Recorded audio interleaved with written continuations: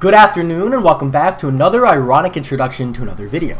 Today I want to talk about the results and the lessons I learned from my Abyss of Legends completion run. That said, before I dive in, I want to give 4 shoutouts to 4 YouTubers who jumped on to co-host, and the first one is Spidey1214. Huge thanks. You were the first one to pop on. You were fairly insistent, so I was hesitant, but I'm so glad I had you on the call. Absolutely amazing on the help. You were the MVP there from the earliest all the way to the end. So much gratitude, dude. You really showed up, and I really appreciate it. Having you on call made the run so much smoother for me. Next up, I want to give a shout out to Sergeant Bourne. Thank you, man. You came in like a wrecking ball. Jumped in with this crazy loud, ear-splitting, ironic introduction. It really lightened up the mood, which is good because I really needed that, especially with the struggle I had early on. You were there all the way till the end as well, and it just made the whole run a lot more fun for me. Next, I want to say thank you to Lizer MCOC. You jumped on more towards the end. We actually had a lot of technical difficulties, but I really appreciate you using my platform. It does make it easier for me, despite the technical difficulties. And you know, it's really nice, especially towards the end, to get some fresh voice into the call, just because as awesome as Sergeant Bourne and Spidey1214 were, just like, it's a long run, you know? So getting fresh energy, kind of a nice revitalization, can make it a lot easier to kind of finish that final stretch. And then finally, shout out to Coop4440 or 4440. Thank you, jumped in pretty much just at the rewards, but did give really good input on saying, you know, hey, wait out for July 4th before you decide what to do with your tier 5 class catalyst. Some really good insight onto like thinking about saving it, not pulling the trigger too fast, and you know, did convince me to wait until July 4th before I kind of make any decisions on what to do with my resources. So nice shout out there as well. I will have a link to my Abyss of Legends live run in the description of this video. There will be timestamps in the comment section for all of the fights, as well as if you check the description, there will be links to all 4 of the co-hosts' YouTube videos if you want to check them out, and I highly recommend you do.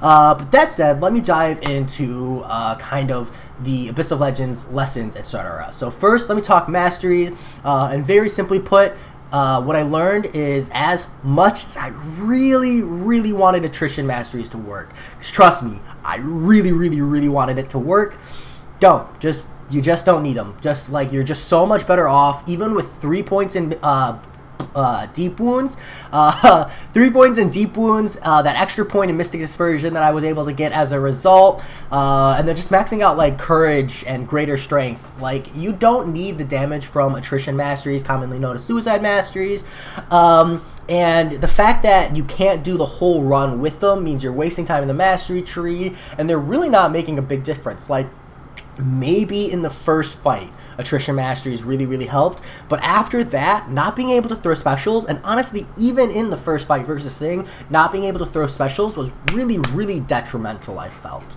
So if you're contemplating masteries and you want to know my input, my suggestion is set them up non-suicides, you know, maybe put a little bit in defense if you're like me and you really enjoy the comfort of knowing you have block proficiency and energy resistance and stuff, even though you totally don't need it, and just optimally, you know, grab as many points in Mystic Dispersion, as many points in Deep Wounds, and as many points in Assassin, and then max out from damage from there, because honestly, that's really what's optimal, and there's no need to run anything other than that, at least from my perspective for the first path. So that said, let me go fight by fight, and I'll kind of have them on the screen here for you to see as we go through. But first, let's jump into the Thing fight. And what I learned from the Thing fight is that the AI is kind of weird here. Like, I'm used to Thing throwing his specials relatively quickly, and sometimes he did. Sometimes he was very aggressive, sometimes he threw his specials very nicely, but I realized that you never reset the AI on this thing. And what I mean by reset the AI is knockdown. Knocking down the AI seems to cause them to be more aggressive. I don't know what it is about the profile, but just repeatedly knocking them down does kind of quote-unquote reset the AI is how I deem it, and it kind of keeps them up on that aggression level, keeping the fight varied, etc. And because you're not using specials when you run attrition masteries because of recoil, it can be incredibly frustrating. But also, the special one has a lot of hits on it. It resets the AI. It's really good for ramping up your combo meter, and it's really easy to combo in. You just do like a 9-hit combo and then a special straight into a special 1. That'll bring things straight to 15, and then he'll probably special 1. And it's just really easy to do that. I did that in practice by myself, but opted to do attrition masteries when I went live. So if I had to choose between the two methods, I would recommend the special 1 spam instead. Yes, it's going to be a little more costly in the form of revives, but honestly, the big part of this thing fight is just getting through and getting as big of a combo as you can to start off, because it's worth throwing revives anyway, since a big part of Aegon is getting that damage ramped up to begin with. The second thing I learned on this thing fight is I highly recommend doing it separate. It's incredibly frustrating, super rage-inducing. There's so much stress and pressure of carrying over combo and banking, etc. And then you're disoriented when you move into the rest of the run. It took me a couple fights to just kind of like get my head back on straight, because I was still kind of like stewing over my poor performance on thing, and it kind of like self-perpetuated itself from there. So if you can, I recommend you set aside, 45 minutes to an hour, do the thing fight, clear it all the way, get as big of a combo as you can, and then go like eat some lunch, take a nap or something, just kind of reset your own mentality, and then come back in ready to take on Omega Red. So that's going to bring me on to Omega Red. Now, Omega Red cost me 9 revives, and that's because I'm bad. This fight definitely is very doable, even with Aegon, for much cheaper. My tip here is just like make sure if you're doing it consecutively with the thing fight that you mentally remember, 1, if you're not using a robot, you can only bait special 1s. 2, no spore damage at all. Even like a single tick of spore damage is so much of your health, and there's not even really a point in healing because your health just plummets so fast. It's not even worth it. You're not really taking a whole lot of block damage because it's a lot of bait special 1, punish special 1, rotate. And then finally, the final tip is remember that the special 1, the sound effects have a kind of a delay to them to a degree. So watch for the visuals. Make sure you're not dashing in early. I did a lot of early dash in, which just absolutely wrecked me. I think I do it here. Nope, there I did it fine. Anyways, but dashing in too early on the final hits of the special 1 can really cause you to be punished, and it's not a good time. So make sure you jump in at the last second in order to do that hit, and make sure you be super mindful of the power gain, because Omega Red does get more power every time you crit him. It's more passive power rate in general, and so he's going to eventually build up to special 2s, and you're going to have to just kind of not mind your combo. It might not always be a full combo that you want. You just got to get in the hits that you can, making sure you pay attention to the special 1. Next up is Quake, and what I learned from Quake is this is the fight that fully convinced me you absolutely do not need attrition masteries. Like, in fact, they were incredibly negative. This is where I turned them off, and I left them off pretty much for the rest of the run, I believe. Because what happens here is Quake will just randomly hold heavy. Like, you will be at completely separate ends of the stage, not holding block, just standing there waiting for her to charge at you like normal, and she's just like, I'm gonna hold my heavy. I'm gonna put some aftershocks on you, bro.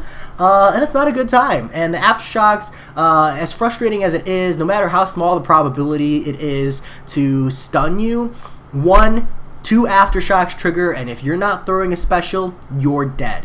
And that's just not a good time. So having recoil active and not being able to like comfortably throw specials here to avoid the aftershock stunning you will just absolutely wreck you. So you're just better off being able to throw specials. Additionally, you get a crazy amount of damage from Aegon's ability to just like charge heavy SP2. So doing that properly can make this fight a lot faster and a lot better of a time. It's cost me a lot of revives because I was pretty stubborn turning off attrition masteries. But I feel like if I hadn't been so stubborn and if I had practiced the special 2 intercept more, because at this point, if you're not unblockable yet, you do have to properly special 2 intercept, and Quake will block you if you don't do it right.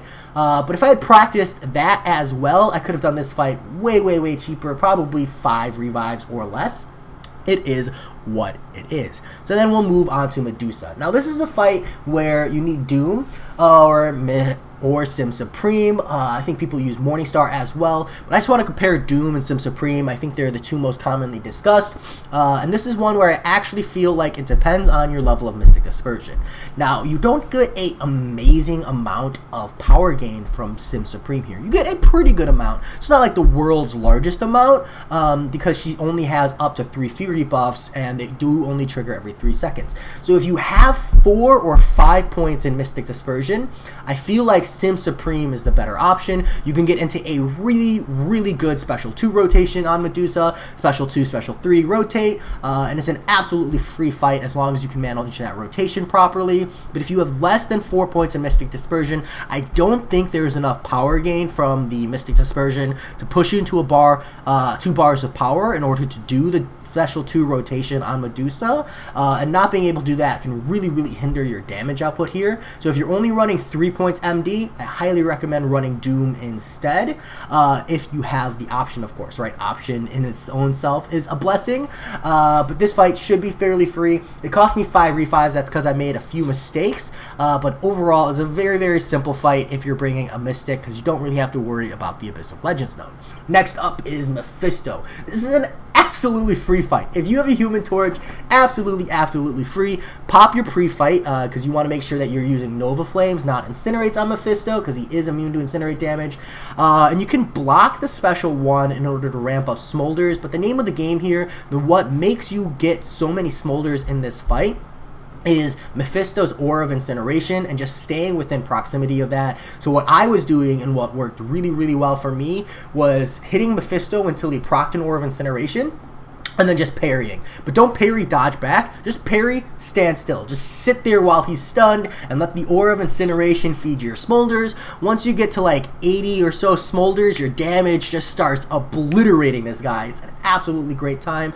Don't worry about hit count, don't worry about block damage, because you're going to get so much damage so flipping fast once you hit a high smolder count that none of that matters. Just play safe, make sure that you're not getting punched in the face, but don't worry about everything else, because you're not going to have a problem with a DPS check, you're not going to have a problem with health total, as long as you're going in fairly healthy when you start and you're not getting hit. Absolutely free one shot. You can see just by being within his proximity, I'm already at like 30 smolders in this screen. Just absolutely crazy. I personally did prefer to bait Special 2s, but do be careful there, because accidentally ramping him to a Special 3 is a good way to lose the fight. Next up, we have Brie Larson. Now, Brie Larson costed me 2 revives with Sim Supreme, which I think was pretty good, especially considering Doom is a better option here. But this one, I found personally ramping straight to a Special 3 so I could get a Special 2 rotation off on Captain Marvel movie worked a lot better. I think that yes, while you're taking damage from being over 1.5 bars of power absolutely sucks, being able to power drain her instead, repeatedly knock her down, every hit from Sim, triggering that 85,000 free glorious damage is really worth. And the nice thing about the Special 2s is they do a lot of damage in addition to the free damage from Brie Larson's energy damage resistance weakness, but additionally it just means that you're not spending a lot of time dexing back, because Brie Larson's special animations are super long and it really sucks when you're sitting through them. I think the other tip I have is make sure you heal up. Having a little bit of extra health makes a huge difference here. You don't have to. This is a perfectly reasonable place to just pop like 40% revives, nothing wrong with that, but nice thing about Sim is you don't have to hit into her block to get the 85,000 damage. Just standard hits from him will trigger it. So yes, you can hit into the block for free damage, but you can also just regularly hit. You don't have to worry or think too much about it. Next up is Ghost, another free fight. In this fight, I used Aegon. As long as you're just mindful of the power gain, make sure you're baiting out specials properly. This is a super easy fight. Essentially just bait special, pummel, bait special, pummel, rinse, and repeat. There's literally nothing else to say. Essentially, every 10 hits, if she's not armor broken, she's going to steal all your power. So make sure that your baiting special is relatively early. Be mindful of where your own power is. Essentially, if you have a bar of power, you don't want to push her to 2 bars. Like, that's simple logic. She's going to throw a special 3, and you're going to have a bad time. But as for the most part, it lines up to where essentially you hit her 10 times and she goes straight to 2 bars of power. If you bait the special 2 before you hit her another 10 times, you're going to be fine, at least for the most part. It's a little bit of special management, but nothing too complicated. After that, we have Iron Man Infinity War. Now, I used both Aegon and Human Torch for this fight. Now, Aegon is better if you have... hold on, let me skip up to the fight. Aegon is better if you don't really have your pre-fight with Torch, but if you get your pre-fight active with Torch, Torch is way better. And Torch can honestly solo this fight. At first, I started with Aegon just to get a little bit of chip damage in, but then I decided, hey, I'm going to jump in with Torch, essentially until I get my pre-fight. Because my Torch is SIG 80, I know it's only going to cost me 2 or 3 revives or so, and then I'll be able to get in. I got lucky. I got it on my 2nd revive, I believe, with Torch, so I jumped in with my 3rd revive and was able to heal him up with the pre-fight and absolutely shred Iron Man Infinity War. Now, if you're using Aegon, it's just that last 15% you gotta really worry about. Otherwise, it's a pretty standard fight of bait special, use your unblockable attacks to punish. My Aegon wasn't unblockable. I did a bad job of carrying combo over at this point, so I used Torch. If you're using Torch, you're gonna want to double parry the special 1 in order to ramp Smolders. You don't want to do this for the special 2 because it's a lot of block damage from the special 2,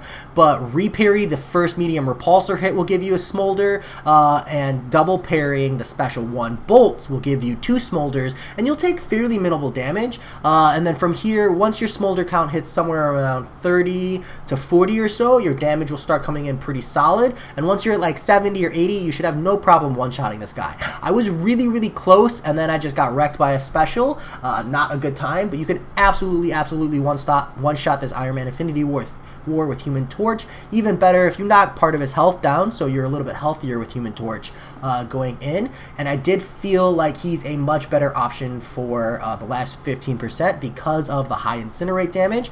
But if you are going to finish Iron Man Infinity War off with like Aegon or something, just use the Unstoppable Heavy Cheese, and you'll get free damage in. You'll absolutely be able to blow this guy up. Even better if you're unblockable, you can knock him down super quick. Not a bad fight if you're using Aegon ramped up or Human Torch. Next up, we have Joe Fixit. Now this fight isn't hard. Simple tip, ramp him up to a special 2 if ever possible. I know it looks like a rough fight for me because I did use 9 revives, but it's actually a really easy fight, even if you're blocking the special 1. It's not a ton of block damage. The reason the revive count here is so high is because if he triggers the gamma heal, you just have to quit out, and I did get pretty bad luck. I had to quit out like 5 times.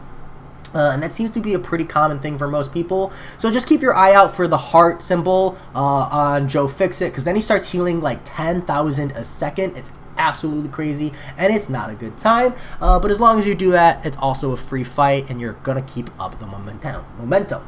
Next up, we have Mordo. Now, Mordo should be easy. What I was told partway through was just take blocked hits. He does hit like a twig. Use Torch, take blocked hits to ramp him up, get those smolder damages in, and then you just, it's just a Mordo. There's nothing crazy here, so as long as you can play around a Mordo, you're totally fine. Once I got the hang of it and was able to get a properly high smolder count, I was able to just obliterate this guy. He went down crazy fast off of special 3s. You don't really want to throw special 2s because of the long stun with Human Torch, but special 3s work really well. So after that, we move into Venom the Duck. Now this is a fight where if you have Symbiote Supreme, you can easily one-shot it. I messed up, so I did not, but essentially you just push Venom the Duck up to a special 1. You throw your special 3, more like half a bar of power, not even like a full special 1, but you throw him up to a full special 1, you bait a special 1, and then you throw your special 3. Because what happens when he has a special 1 is he gains all of the buffs from his RNA bank. You throw your special 3, no problem. Now, I've had people say, oh, if he triggers the regeneration buff, quit out. He did trigger it on me, and it's not like the absolute worst. I just kind of dealt with it and just ignored it. But you can quit out if you see the regeneration buff. It is just an extra revive. You don't have to worry about block damage, really. You don't have to worry about number of hits or anything like that, because it is literally just special 3, bait special 1, rotate. You do want a higher amount of Mystic Dispersion for this, so you're getting straight to a special 3. I had 4, and literally every time I special 3'd, it was straight to a full special 3 again. But it is easier if you have that higher amount, of course. Additionally, you can do this fight with Doom, but this is, excuse me, another fight where I really feel Symbiote Supreme came in clutch, and I was really glad I had him. After that is Howard the Duck. This fight sucks. It's not hard, it just sucks. So you can punish the special 1. Special 2 is not crazy damage. You just want to start the fight parrying, heavying, and making sure you get all those charges off of Howard the Duck, because you need to crit / heavy him 30 times, or 15 times essentially if you're only heavy critting with Aegon. You want to make sure you parry at 60%, make sure you parry at 30%, and then it's a free fight from there. You can get a lot of really easy damage in here. It's not a hard fight at all. Like I said, it's just super annoying, especially since if you're like me, you have to play with the sound off or die in real life. Next up is Hyperion, and this is a fight where I really felt that Doom would have been better. Symbiote Supreme with 4 points in Mystic Dispersion, because Hyperion doesn't have a lot of buffs. Like Medusa, you're at least getting 2 or 3 buffs on your special 3. Hyperion, you're really only getting 1, maybe 2. And it's not a good time. So I was having trouble getting to a special 2 rotation. Once I got it, I got a lot of damage off on the Hyperion, but if I wasn't managing that proper rotation of special 3, special 2 combos, you get like no damage, and it was tough to get specials out of this guy while juggling his power gain, even with the Nullify on Sim. I think if my Symbiote Supreme was awakened, this would be a different scenario, because I would have much more reliability in that stagger, but because mine was unawakened, I didn't have that consistency. But even still, I think Doom is just way better for this fight, you know, being a power control centric champion. So if you do have that option, this is the scenario where Doom is better, and that's kind of where you have to draw your question of these other mystic fights or cosmic fights. Would you rather struggle with Doom, because he can do these fights, it's just a bit harder than using Sim, and then have Doom for Hyperion, or would you rather struggle with the Hyperion fight with Symbiote Supreme, and not have Doom for the others? That's pretty much the choice you're stuck choosing. Next up, we have the champion. Now, I think this fight can be reasonably done with a lot of champions. Some people use Stealth Suit Spider-Man, people use Doom to pretty good success.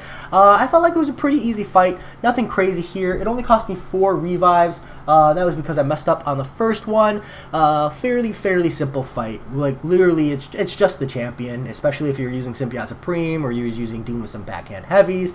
Nothing crazy, honestly, nothing even really worth mentioning. So we're going to go straight to the Cyclops fight. Now, the Cyclops fight, I know some people said they didn't like using Aegon here. I used Aegon because of the damage output, and I can understand why you wouldn't want to use Aegon if you're concerned about block damage. Because if you're like reliant on parries for damage, you're going to get absolutely wrecked by the class disadvantage. My tip here is just don't parry. Because you know essentially when the Cyclops has a bar of power, you're going to be baiting a special immediately, that it's pretty free. So just essentially when he doesn't have a bar of power, just only intercept. Only backdraft intercept, 4-hit, light attack. If he doesn't dash in, you know, you can dash in yourself and use the unblockable to your advantage. Just never, ever take a block hit. You just never need to, never do a full combo, and you don't have to worry about healing. Literally 1 health. Like, I got so much value out of a 1 health Aegon. It was absolutely amazing. The amount of times you just use the perfect parry on the specials because of the node and the dexing on the special ones to just never take any damage, you don't have to worry about any of that. But if you are relying on the parries, you're going to want to bring someone else for this fight other than Aegon, because you will die very quickly if you're trying to parry this Cyclops. But otherwise, I think the biggest issue I had on this one, the thing that I wish I learned, is because I did practice parrying the special 1, which the hard part there is making sure you hold parry. The thing I had trouble with was parrying the special 2. Baiting the special 2 is a bit harder because the special 1 Cyclops throws super quick, but the special 2 there's no node to make him throw special 2 faster. So I had a little bit of trouble baiting it out. Because of that, I always ended up getting clipped by it and just immediately dying. So yeah, if you can, you're not gonna want to only learn to parry and dex the special 1 because you are for sure, if you're getting the full life out of your champion, going to see a special 2 here or there. Not super often, but here or there if you're using Aegon. Next up, we have Loki. Now, Loki was a pretty free fight. I died, I think, once to play mistake, but you just use Aegon here, or whoever your damage dealer is. Essentially, just, if you're going to throw a special, make sure you have half a bar of power more. If you want to throw special 1s, make sure you have at least a bar and a half. If you want to throw a special 2, make sure you have at least 2.5 bars, because essentially, if you hit 0 and you're at 0 for 4 seconds, you're just dead. Being close to Loki, your power is going to drain, but it's really just a free fight. If you close dex the special 1, you can punish the special 1. In most scenarios, I went for really greedy backdraft intercepts, like with a light attack intercept, or if he was force holding block, I just use unblockable attacks from Aegon to punish, and then you bait special 2, punish special 2, rinse and repeat. Absolutely free fight, really easy. You can definitely do it for cheaper than I did even, but an absolutely great time. Next up is Aegon, and this is a fight where it's like for the first time I feel like Symbiote Supreme has a huge edge over Doctor Doom as a mystic and a non-cosmic matchup. In all of the cosmic matchups, you can honestly coin toss whichever one you want. This is the first time where I'm really like, you really just want Symbiote Supreme, because your specials are what you're really reliant on here, and you could use Doom and get power gain and stuff off of that, but what makes Symbiote Supreme so good here is with Mystic Dispersion, you're going to hit Aegon until the Furies fall off, and then you're just going to let the Furies fall off naturally, because Mystic Dispersion doesn't have to be nullified. It's whenever a buff expires or is nullified. So you hit Aegon a whole bunch of times, you let the Furies drop off, that's going to push you to a special 3, then you hit him 6 more times, and you throw your special 3 again, right into a special 2 rotation. Rinse, repeat the special 2s, a whole bunch of special 2s, rinse and repeat. A little bit of timing, a little bit of parry, one hitting, just to make sure you're not like losing to the timer and the raging timer, and you could do this with Doom as well. I just found the rotation to be very easy with Sim Supreme. Maybe I'm wrong, maybe Sim Supreme doesn't have an advantage here, but I really found the fight super enjoyable once I got that rotation in. It's just the major thing is remember that you're not really going to get staggers off of hitting Aegon. The only thing you can get them off of is the parry mechanic with Sim Supreme. Otherwise, all of your power gain is coming from letting the Furies naturally expire. That's the main trick. Let them naturally expire and get your power gain that way. Next up is Invisible Woman. Now, Invisible Woman gave me a little bit of trouble. I was just having issues kind of getting the fight started, getting it worked around. But, you know, you just use Nick Fury or Human Torch or Aegon. I think my biggest tip here is if you're worried about the Power Stings deal 3% of my Aegon's max health per Power Sting. So yes, that's a lot, but if you're healing up here and you're using an alternative, you can take her down with alternatives fairly easy and still be able to throw specials. So don't be too afraid of the Power Stings. Yes, they're scary, but when you realize that it's only 3% of your health, which means you can probably throw a good, 15 to 20 specials if you're healing up all the way and playing really proper, then the fight's not as scary from that perspective of bringing someone else. The major thing is just that the invisible shield, the force field, is so huge. So you do literally no damage until you take that thing down, but once you get down, the damage, it comes in real easy. Next up is Cull Obsidian. This is a cosmic fight where, again, Symbiote Supreme has a huge advantage. Essentially, you bait special 1, special 3, and you're going to get 10% of Cull Obsidian's health every single time. I messed up, so I ended up dying to Cull Obsidian. My Sim Supreme was dead going in, so it costed me 2 revives. But you can see here, just at the start of the fight, free 10% damage. So honestly, like, even if you're really bad, you can literally just do this fight by, reviving Sim Supreme and going back in over and over again. Cull Obsidian will kill himself. So don't stress that too much. Next up, and finally, we have the Nameless Collector. This one costed me 17 revives. I've been told this is actually a really good run. Heimdall synergy, Heimdall synergy, Heimdall synergy. If you have the extra slot for that Heimdall synergy, clutch. Going unstoppable and invulnerable for even a fraction of a second lets you get some real damage in. I didn't start doing the heavy combo method with Aegon until later in, and what I learned is once the Collector triggers his Safeguard, which he triggers Safeguard at 85%. So at 85% health, this Nameless Collector can't take more than 1% of his health. My suggestion is if you're using Aegon especially, heal up. Once the Collector is sub 85%, the biggest damage I got, like the fights where I got the most damage, was by doing a heavy special 2 intercept. The bleed carries through, at least all the way down until he's at 40%, at which case I started using special 1s to get multi-hits in, to get the most hit damage out of each of them with the fears ramped up, try to get like an extra cheeky 6% hit just off of a base SP1. I think the simple thing here is just to try not to let it get frustrating. You're going to die a lot, you're going to revive a lot. That's the secret to the fight. Unfortunately, there's no real better tip. Aegon's an absolute legend in this fight specifically. I know Corvus Glaive shows up pretty well, but as long as you have Heimdall synergy, you should be able to get at least 1 or 2% per fight if you're bringing in a high burst champion. And then from there, you know, Unit Man for the win. So that's what I learned from my first Abyss of Legends run. Hopefully what I learned can help you. Again, I'll have links to my live stream as well as this spreadsheet in the description below. But as always, I hope you guys enjoyed, and I'll talk to y'all later. Peace.